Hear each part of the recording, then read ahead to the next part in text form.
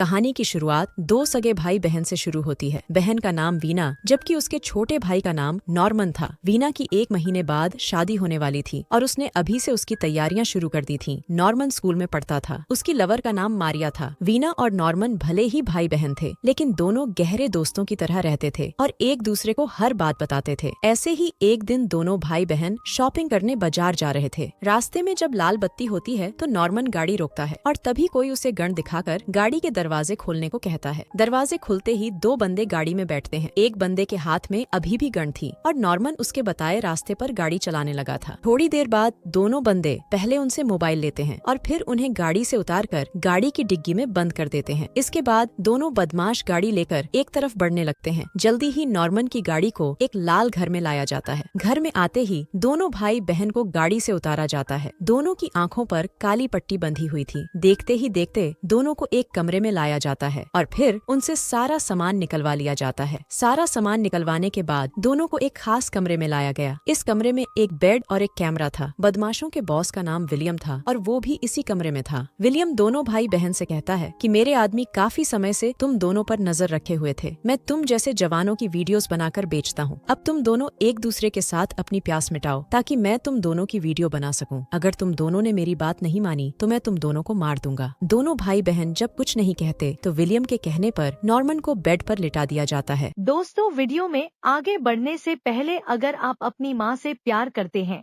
तो चैनल को सब्सक्राइब करें और वीडियो को लाइक जरूर करें। अब एक बदमाश ने उसके सिर पर गन रख दी। नॉर्मन को गन के निशाने पर देखकर वीना रोने लगी, जिसके बाद विलियम उसे दूसरे कमरे में लाता है। दूसरे कमरे में आकर विलियम उसे समझाने लगा कि तुम्हें मेरी बात मान लेनी चाहिए, वरना मैं पहले तुम्हारे भाई को मारूंगा और फिर तुम्हारी गुफा लूटकर तुम्हें भी मार दूंगा। उधर एक बदमाश ने नॉर्मन को ताकत की गोली दे दी थी ताकि वो बेड पर जलवे दिखा सके। दूसरी तरफ वीना ने विलियम की बात मान ली थी। अब वीना को नॉर्मन के पास लाया जाता है और विलियम के कहने पर दोनों भाई बहन पानी निकालने लग जाते हैं। पूरी रिकॉर्डिंग करने के बाद दोनों को फिर से गाड़ी में डाल लिया जाता है और फिर एक वीरान सी जगह पर छोड़ दिया जाता है। दोनों भाई बहन सही सलामत घर तो पहुंच गए थे, लेकिन दोनों के साथ जो हुआ था उसकी कोई कल्पना भी नहीं कर सकता था। अगले दिन नॉर्मन मन मारकर पहले नाश्ता करता है और फिर उसका पिता उसे स्कूल छोड़ आता है। उधर वीना अभी भी अपने कमरे में थी। शाम होते होते नॉर्मन घर आ गया। उसकी माँ उसे बताती है कि तुम्हारी बहन पूरा दिन कमरे से बाहर नहीं निकली। रात को वीना अपने कमरे से बाहर निकलती है